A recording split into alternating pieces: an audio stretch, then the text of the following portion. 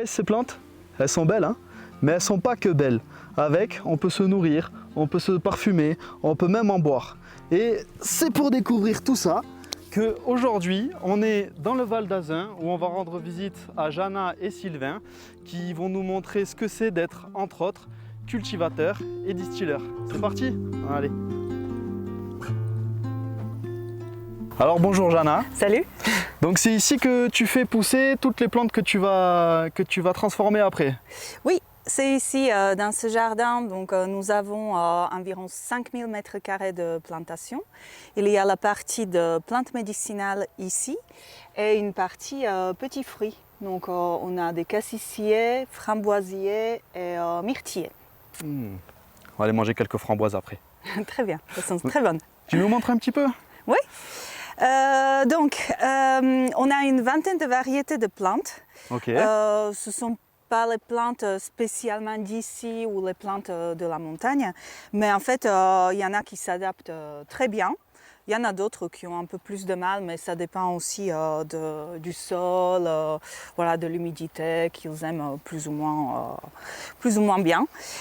Ici, on a de la lavande qui est petite. Par contre, ça c'est pas la lavande, ça c'est l'agératome. Ok, la lavande c'est ça là. La lavande c'est la petite elle a été récoltée il y a 2 semaines. Donc on a une petite récolte. La lavande justement fait partie des plantes qui posent un peu de problème. Ça pousse pas bien ici? En fait notre sol est assez acide. On essaye de corriger l'acidité du sol avec de la dolomie, mais... De la quoi? La dolomie, c'est de la roche qui apporte un peu de calcaire. Ok, dolomite, ouais. Ok. Et du coup, comme j'ai de l'espace entre les pieds, je mets toujours des fleurs pour égayer un peu. Ok, donc c'est même pas des fleurs que tu vas non, transformer je ne les utilise pas, non. Ok. Non, mais ça fait joli et Oui, c'est pour les insectes, pour les abeilles, c'est sympa. Tu fais comment pour arroser, pour irriguer? Je vois il y a des petits tuyaux, c'est un système d'irrigation? Oui, c'est le système d'irrigation, donc on a intérêt à notre système d'irrigation. On fait le goutte à goutte. Donc voilà, c'est des petites gouttelettes. Ok. C'est pas, on essaye de gaspiller le moins d'eau possible. Et ça, c'est le plus économe pour l'arrosage. Et ça suffit pour nourrir les plantes? Oui, pour les plantes, ça suffit parce qu'en fait, les plantes médicinales sont beaucoup moins exigeantes que, par exemple, les plantes du maraîchage. Ouais. Quand on fait le maraîchage, on a besoin beaucoup plus d'eau. Là, à la limite, des fois, on a un peu trop d'eau. On est à 800 mètres d'altitude. Le matin, c'est humide. Il pleut quand même souvent. Donc, on arrose assez peu. Donc, les longues périodes où il fait très chaud, il pleut pas trop, tu t'en sors? Ouais. Ok, d'accord. Ouais, par contre, là, je commence à arroser un peu quand même, au moins tous les 2 jours. Et donc, toutes ces plantes-là, tu en fais des choses après? Tu les distilles? Oui. Et t'en fais des hydrolats? Donc l'idée c'est de transformer tout ce qu'on produit dans la distillerie. Ok. On va voir ça? Ouais, on va voir ça.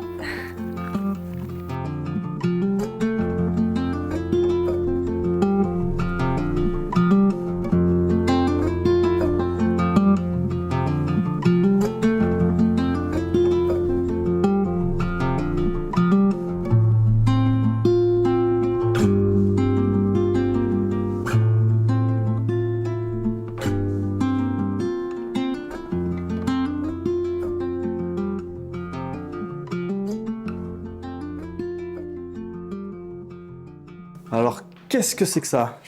Donc ça, c'est un alambic. C'est un alambic traditionnel qu'on a acheté neuf et qui sert pour la distillation des plantes. Donc c'est avec cet outil-là qu'on fait nos hydrolats.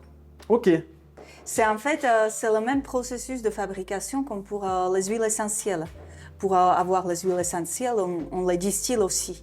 Et nous, à chaque distillation, on récupère un tout petit peu d'huile essentielle et l'hydrolat, qui est l'eau chargée en molécules des plantes. Ok, donc en fait, huile essentielle et hydrolat, c'est 2 parties du même produit. Exactement, ouais. Donc, l'huile essentielle, c'est la phase huileuse de la distillation et l'hydrolat, c'est la phase aqueuse de la distillation. D'accord. Et après, on peut les séparer les deux. On a un outil qui s'appelle l'essentiel. Donc en fait, on met le produit fini, on le verse là-dedans. L'huile est plus légère que l'eau. Donc petit à petit, on va voir l'huile arriver ici. Et après, donc on ouvre le robinet, on récupère l'huile, on ferme. Et l'hydrolat continue Tu remplis à fond? Ouais, on remplit à fond, ouais. L'huile, elle monte toute seule? Ouais, elle est plus légère que l'eau, donc elle va monter tout de suite. Ok, d'accord. Ok, donc l'huile là, et là c'est juste un robinet pour vider. Ça, c'est un robinet pour récupérer après l'hydrolat. D'accord. Voilà. Donc ça, c'est la phase finale. Ça, c'est à la fin, ouais. C'est ce qu'on fait à la fin pour séparer les deux. Mais souvent, je laisse le peu d'huile essentielle que je peux avoir, je le laisse dans les hydrolats. Nous, on n'ajoute pas de produits chimiques pour les stabiliser, on n'ajoute pas de l'alcool. Donc, l'huile essentielle que je laisse me permet de conserver beaucoup mieux les hydrolats. D'accord. Voilà. Et ça, comment ça marche du coup? Alors, comment ça marche? Donc, ici, c'est la cuve qu'on remplit d'eau. On met de l'eau, on fait chauffer.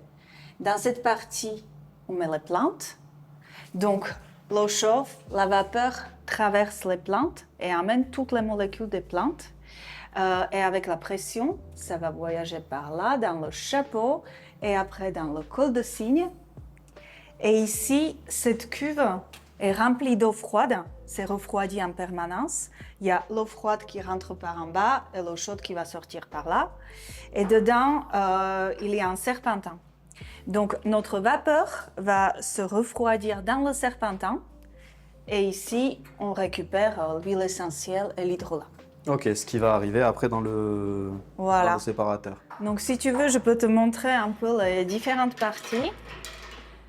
Parce que l'alambic, après chaque distillation, on doit le nettoyer, bien nettoyer à l'eau chaude, parce que l'huile essentielle se dépose sur les parois de l'alambic. Donc, on peut tout sortir. Voilà. Et ici, on voit cette cuve sur laquelle on entasse les plantes. D'accord. Et tu la remplis quand tu le principe dans la distillation des hydrolats, c'est 1 kg de plantes pour 1 litre d'hydrolat. Donc souvent, je fais de l'eau de 10 kg de plantes maximum. Okay. Et je fais 10 litres d'hydrolat. 10 kg de plantes, ça représente quoi à peu près? Alors, 10 kg de plantes, il faut bien les tasser. D'accord. Parce qu'on ne veut pas créer les cheminées par lesquelles la vapeur s'échappe. Ouais. On veut que la vapeur traverse vraiment les plantes. Ouais. Donc, quand on les tasse bien, ça arrive jusque-là à peu près. D'accord. Voilà. On pourrait, une fois, j'ai fait 30 kilos. Moi, je suis montée à peu près là.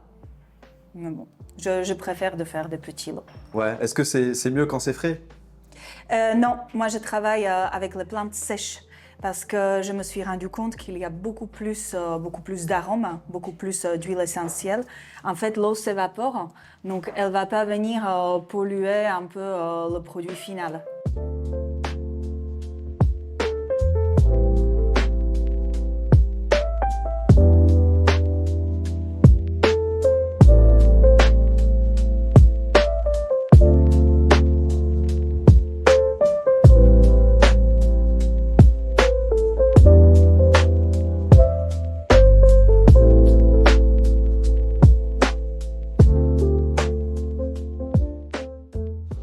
Alors bonjour Sylvain. Bonjour Luc. C'est toi qui t'occupes de toute la partie alcool. Exactement. Ok. Ouais. Et donc ça se passe à base de macération.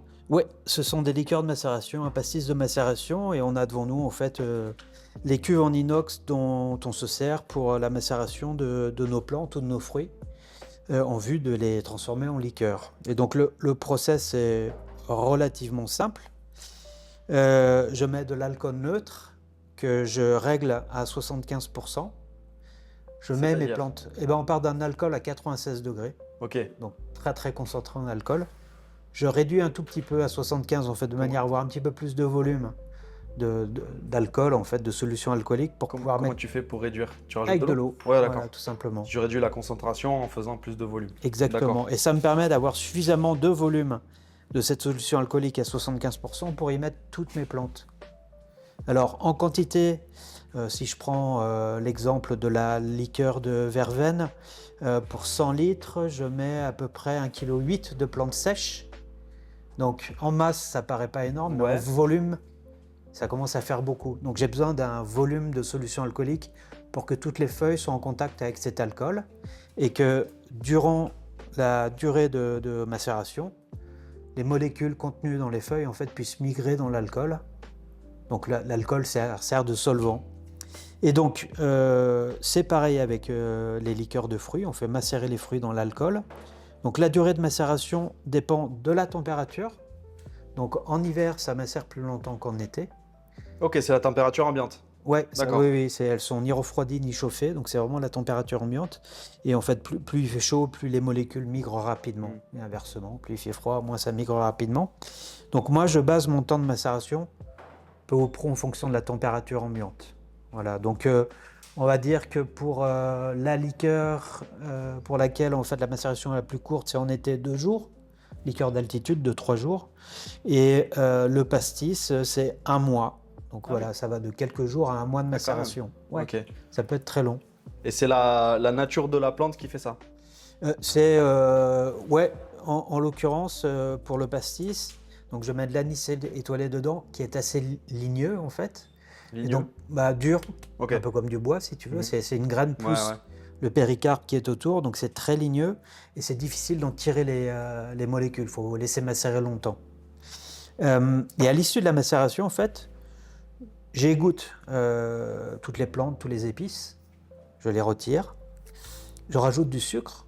Donc toutes les liqueurs en fait sont sucrées, Mhm. puisque pour avoir l'appellation liqueur, c'est 100 grammes par litre de sucre minimum. Toi, t'es au minimum ou t'en rajoutes? Alors on essaye de travailler avec peu de sucre. La liqueur d'altitude et la liqueur de menthe étant les moins sucrées de notre gamme, on est à 125 grammes par litre, donc proche de la limite basse. D'accord. Mais l'équilibre est quand même... Parce que la moyenne sur une liqueur classique qu'on peut trouver en supermarché, ça va être. on est plus. plus chargé que ça, on est presque au double en fait. Ok, Ça quasiment dépend un 300, petit peu. 200, 300. Ouais, entre 200 et 300 grammes. D'accord. Ouais. Mais l'équilibre se fait plutôt bien entre le feu de l'alcool, l'arôme des plantes et le sucre. L'équilibre de nos liqueurs est pas trop mal, à mon sens. D'accord. Et parce que quand tu fais ces liqueurs-là, c'est quoi que tu cherches à avoir? Qu'est-ce que tu cherches à mettre en valeur? C'est plutôt le goût de plante, c'est plutôt. C'est à la fois en espèce fait exprimer les plantes qu'on utilise pour la création de nos liqueurs, soit de manière très brute, très simple comme la liqueur de menthe poivrée ou la liqueur de verveine, ou alors de manière plus complexe comme la liqueur d'altitude qui est composée de 6 plantes, ou ce qui est en macération en ce moment, un amer qui est la recette la plus complexe de la gamme avec une dizaine de plantes et d'épices différentes.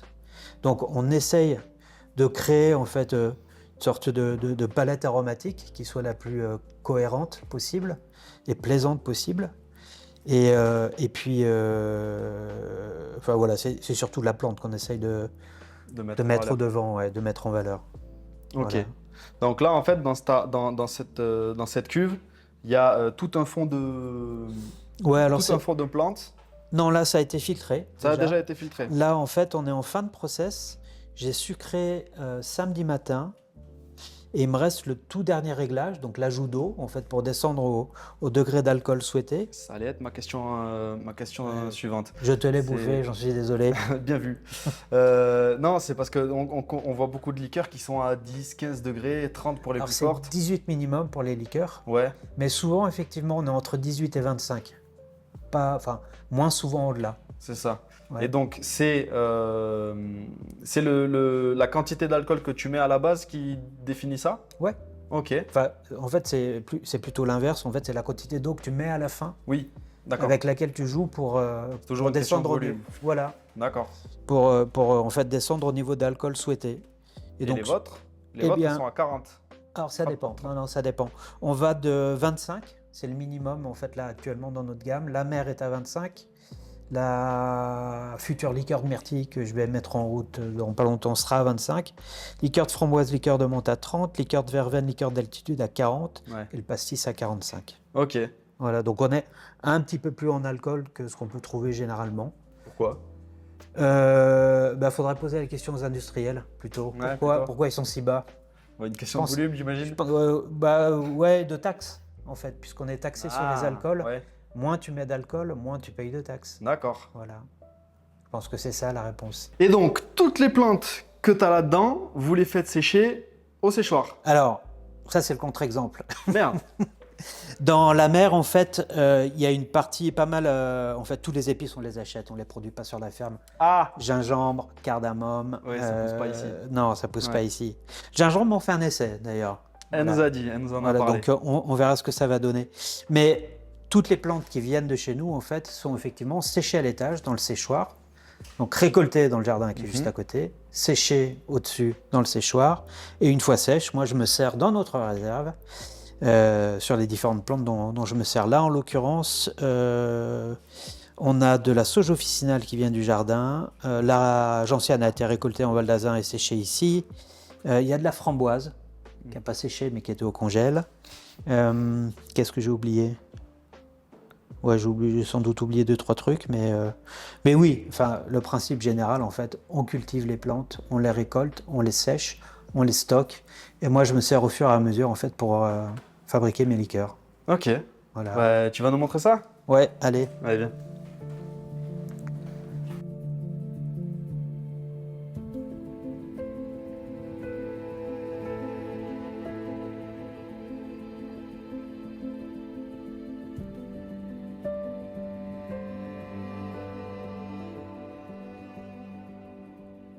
Alors, c'est là que vous faites sécher toutes vos plantes. Exactement. Ok. Donc, comment ça marche? Alors, le principe est relativement simple. On a un caisson composé, en fait, de plaques d'OSB et de clés en pain non traité, avec une toile alimentaire en dessous pour retenir les plantes. Et au centre de notre séchoir, on a un déshumidificateur qui, en vase clos, va retirer toute l'eau des plantes et donc les sécher. Alors ça dépend un petit peu de la température, mais c'est un déshumidificateur qu'on a acheté récemment, on en avait un plus petit avant, avec celui-là qui est bien plus performant. En 2-3 jours, les plantes sont séchées. En fait. Ok. Donc là, quand ça tombe, techniquement, c'est à 0% de... Non, on n'est pas 3, 0%, on est entre 10 et 20%. Entre 10 et 20% Ouais. d'humidité. En fait, on s'en rend compte, on se rend compte du moment où on peut sortir les plantes du séchoir quand les tiges deviennent cassantes. Là, on n'y est pas tout à fait. Ok. Enfin, c'est Yana qui maîtrise, on n'en est pas loin là, Ok. Là, ils sont pas encore. mais pas tout à fait. Tu vois, ça n'a pas fait claque. C'est Ouais, encore un ça peu se souple. plie, ça se plie. Mais pour se voilà, rompre. là c'est l'une des manières en fait de savoir si la plante est sèche ou pas. Et là c'est prêt ça en fait. Ouais, voilà. Donc ça c'est de la rose et elle est sèche, prête à être mise en sachet craft jusqu'à son utilisation. Ok. C'est quoi qui sent le plus là, qu'on sent? C'est le basilic mais il est derrière toi. Mais ça, c'est le basilic sacré. Donc, il est très fort. L'odeur est super forte. Ça sent hyper bon. Ouais, ça sent un peu le clou de girofle. Et Ah après, ouais. Là, on a de la camomille qui est prête, qu'on pourra distiller. Voilà, en ce moment, il y a ça. Mais il faut que ça tourne. Il faut que ça aille assez vite parce qu'en ce moment, on fait toutes les récoltes. Ouais. Mais j'allais vous demander combien de temps ça prend pour faire sécher des plantes en règle générale. Ouais, on est sur 3-4 jours. 3-4 jours. Mhm. Ok, avec ça qui tourne H24. Ouais. Ouais. Ouais. Et donc, combien de... Alors il y a 21 mètres carrés de clé. 21 mètres carrés en kilos. Combien on peut mettre là-dedans? Je sais pas, une centaine de kilos au max, quoi. C'est ça, hein? Là, par exemple, on voit là, c'est tout la même plante. Et combien de clés il te faut pour faire, par exemple, un alambic Normalement, 4, ça va suffire. 4 clés, c'est ce qui est là. Ah oui. Ici. Donc, si je prends ça, ça va me suffire pour commencer la distillation. Ouais, ça fait quand même. Hein. Ouais. Ouais. Mais- Et c'est la course en fait l'été, entre ce qu'on doit sortir du jardin et ce qu'on fait sécher là. En fait, il est un poil juste. Il aurait fallu un petit peu plus. Ouais, mais bon, C'est comme ça. il sert. On aura peut-être la place d'en faire un deuxième. Ouais, pas trop ici, à le stockage et tout. Donc bon, on On fait avec, ouais. Ouais. Bah de toute façon, hein, c'est de l'artisanat. Hein. Ouais. Mais oui, ça court un peu parce que bon, là, c'est à peu près sec. Et si je veux gagner de la place, je lance une distillation. Vite fait. Ok. Et est-ce qu'en hiver, du coup, il est vide? Oui. Ça arrive, ouais. Ça Oui, oui. arrive. Quand toutes les récoltes sont faites et qu'il n'y a plus rien à faire sécher, l'hiver, il tourne pas en fait. Ouais. Donc en fait, printemps-été, vous bossez pour toute l'année. Faites Ouais. les réserves pour toute l'année. Ouais, tout à fait. Ok. Donc ouais, là vous faites des belles journées et peut-être en hiver ça se calme un peu. Ah oui, En hiver il y a des marchés à faire. le mois le plus calme, c'est janvier en fait. Ouais. Noël est passé. Ouais. Ouais. Il n'y a pas grand chose à faire au champ, un peu de taille, mais qui vient généralement un petit peu plus tard. Donc oui, c'est le mois le plus calme. Ouais, parce que même les vivaces en hiver, vous en occupez pas Bah, tant non, que ça non, non plus. non, non. Elles hibernent. Mais après, ça arrive assez vite. Dès le mois de février, on commence à tailler les petits fruits, les rosiers. Et bon, après, on commence à préparer pour la saison. Préparation des planches, amendement. Ouais. Non, il n'y a vraiment qu'un mois calme. Ouais. Où on bosse pas les week-ends. Ouais. La chance.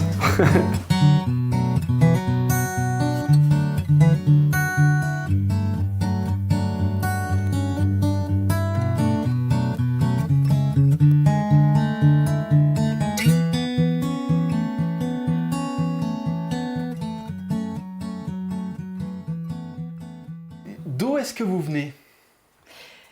Donc, Parce que j'entends pas d'accent chantant quand vous parlez. Je peux te le faire si tu veux.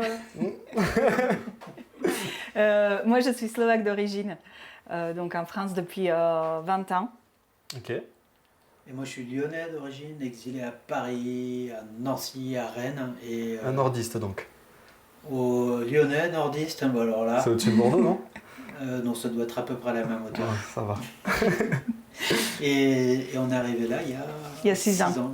Ouais, on a vécu dans la région parisienne et donc on a commencé à monter ce projet. On a beaucoup bougé parce qu'on cherchait des terres. On voulait s'installer à la montagne, mais ça pouvait être la moyenne montagne. Et il y a 6 ans, on est arrivé ici. On s'était dit ah oui, c'est là, c'est Val d'Azun. Vous avez choisi le Val d'Azun vraiment? Oui, on a trouvé le lieu en fait. Ok. On a inversé la logique. Au tout départ, on regardait les annonces de vente de maisons avec des terres ou de fermes. Et j'ose même pas dire combien on en a visité parce que j'arrêtais le compte à 100 en fait. Sérieux? C'était très long. Ah waouh. On a mis Sachant que vous habitiez en ville, vous habitiez à Paris? Non, on habitait à la campagne nord-ouest de Paris. Oui, petit mais village. non, mais pour nous c'est la ville. Non, mais vous habitiez autour de Paris, donc ça fait des centaines d'allers-retours. Oui, c'est ça? on a fait pas Je sais mal pas de combien kilomètres. milliers de kilomètres j'ai fait, mais Ouais. même dizaines de milliers de kilomètres. Et puis il y a un copain qui m'a dit mais va voir le Val d'Azun, c'est magnifique. Et je suis venu une première fois tout seul. Je fais waouh, c'est chouette ici. Je suis revenu une deuxième fois. Ouais, c'est vraiment chouette. Et là j'ai appelé Yana, je fais écoute, on va tenter le coup ici parce que c'est vraiment magnifique. Et on est revenus tous les deux. Ouais. Et la semaine où on était là, notre maison s'est vendue, on l'avait mise en vente. Elle s'est vendue dans la semaine où on était là, on s'est dit bon bah ok, voilà, c'est là. On peut plus repartir de toute façon. Voilà. Non, mais moi j'adore la montagne et quand je suis arrivée ici, j'étais folle. Ok. C'était, Et vous aviez déjà pour projet de faire de la plante et de faire de la distillation et tout ouais, ça? ouais. Le projet était. Ça a commencé dans par un ça, carton. par cette envie. Il attendait d'être mis en place. Et donc quand on est arrivé, on n'avait pas de terre, mais on a eu beaucoup de chance. En fait, on a trouvé le lieu où on est maintenant en 3 mois. Ok. Voilà. Bon, après c'était un peu plus long Oui, c'était un petit peu pour plus l'installation finale, mais. Le Covid, quelques ennuis administratifs, on retardait un petit peu le projet, mais on est propriétaire depuis décembre 2020 et on a commencé à exploiter les terres en 2021, première école 2022. Ouais. Voilà, donc c'est notre 4e saison. On a commencé quasiment en même temps. Ok. Ouais. Ah ouais. En novembre 2020. Ok. Ok, ouais. Et ça veut dire quoi? Orsna bruma, un ours dans la brume? Exactement. Pourquoi? Ours dans la brume. Vous Alors, n'êtes pas des ours. Il n'y a pas de brume. Oh, ça dépend des jours. non, on cherchait un nom pour notre ferme. On avait fait un brainstorming avec des copains en leur demandant on avait trouvé une dizaine de noms, en demandant de voter pour ces noms. Et puis en fait, ce qui ressortait, c'était Distillerie du Val d'Azun. On trouvait ça hyper plan-plan. Donc on s'est dit non, ok, au revoir le brainstorming. Et Un matin, en promenant notre chien, j'étais face au massif des Payassas, sur lequel étaient accrochés plein de nuages. Et j'avais eu un collègue au téléphone quelques jours avant qui venait de se faire opérer et qui me dit « Je suis comme un gorille dans la brume, Pyrénées, nuages, ours dans la brume. » Ok. C'est venu comme ça. Et en occitan, du coup. Ok, très cool. On vous demande c'est quoi qui vous plaît dans le métier, c'est quoi qui ressort le plus? Moi, j'adore travailler dans le jardin et avec des fleurs.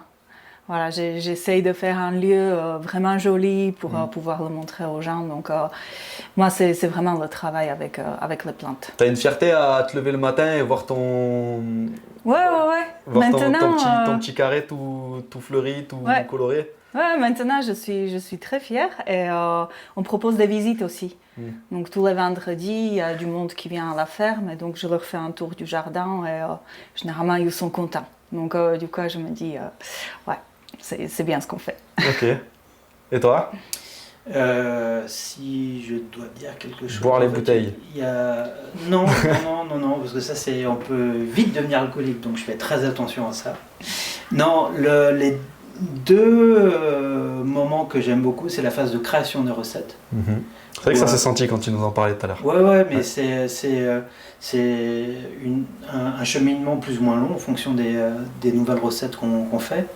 Il y a une petite phase de bibliographie, je regarde l'historique de certaines liqueurs, je m'inspire d'autres trucs. Donc il y a tout ce travail en amont qui est assez génial en fait. Et la fierté qu'on a à travailler avec certaines personnes, on fait des épiceries fines sympas comme la tienne, ou chez des restaurateurs un peu renommés, là c'est une vraie fierté, donc on est content en fait dans ces cas-là. Ok. Voilà. C'est difficile de bosser en couple? Oula. Il faut s'adapter, ouais. Non, c'est pas simple tous les jours. Enfin, je sais pas comment c'est pour toi, mais voilà, il faut qu'on trouve un peu un équilibre. Ouais. Au départ, c'était plus folklorique que ça. Maintenant, on s'est un peu. Il faut du temps pour cohabiter, entre guillemets. On a deux caractères franchement différents. Têtu. Ouais, par contre, on a ce défaut. C'est pour ça que vous êtes bien intégrés en Bigorre en fait. Ouais. Oui, opiniâtres tous les deux, enfin de manière différente, mais opiniâtres tous les deux. Après, en fait, on fait pas les mêmes tâches sur la ferme, on se marche pas sur les pieds, même si de temps en temps on travaille en commun, mais chacun a sa spécialité. Donc on se voit, on se croise, on habite même ensemble, c'est bien ça. Oh Toujours. Mais oui, comme dans tous les couples d'agriculteurs, il y a des crises à des moments parce qu'on n'est pas d'accord sur la manière dont conduire les choses. Donc ça grimpe un peu dans les tours, mais bon, voilà, c'est classique. Ouais. Je veux dire, entre salariés dans une boîte, ça arrive aussi. Donc, Ouais, mais les salariés ne couchent pas tous ensemble. Et ça vous soude plutôt ou c'est un peu une épreuve au quotidien qu'il faut arriver à passer et tout ça? Oh non, c'est pas une épreuve. Je pense qu'on s'améliore. On apprend des choses aussi. Depuis l'autre. Ouais.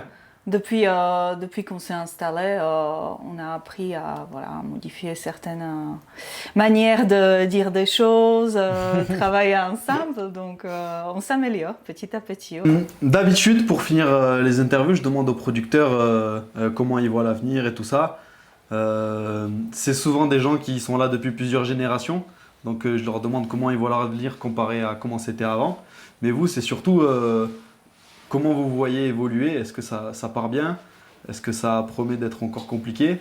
Ou vous êtes un peu tranquille, vous savez ce que vous avez à faire pour l'avenir à long terme? Alors on sait ce qu'on a à faire. Maintenant le contexte global est compliqué. Donc on est dans un monde super mouvant avec l'élection d'un président aux États-Unis qui fout la filière spiritueux en émoi. Ça vous a touché vous aussi ça? Alors, ouais, vous exportez quand même? Non, on n'exporte pas, mais quand tu peux plus exporter, comme les producteurs de cognac par exemple aux États-Unis, il y a des surstocks qui se retrouvent sur le marché français et qui perturbent. Qui vont être achetés à la place. Ben ouais, donc il y a une compétition qui est accrue. Par ailleurs, en fait, les Français ont un pouvoir d'achat qui est fortement diminué avec l'inflation là, de ces dernières années. Ils réfléchissent à 2 fois à acheter et chez nos clients cavistes, par exemple, c'est 0 risque. Donc, nouveaux produits, non. Donc c'est très compliqué de rentrer chez de nouveaux cavistes, par exemple. Donc ouais, nous on a foi en notre projet, on sait qu'on va y arriver, mais je pense que c'est plus compliqué maintenant qu'il y a une dizaine d'années, par exemple, c'est sûr. Mélange de plantes. Ouais. Combien de plantes? 6 plantes. 6 plantes, notamment de l'hysope. Hysope officinal, ouais. Ouais, c'est excellent, moi je conseille de goûter ça là surtout. Et des hydrolats en pagaille. On va pas faire la liste de tout ce qu'il y a parce qu'elle est longue, mais il y a forcément celui qu'il vous faut. Des petits sirops pour l'été, en mélange de plantes aussi, c'est très frais, c'est pas trop sucré, il suffit d'en mettre un tout petit peu pour avoir du bon goût. Donc maintenant vous savez quoi faire. Orsna Bruma, chez Retour aux Sources Bigorre à Orléans. Et merci beaucoup, à bientôt pour une nouvelle vidéo.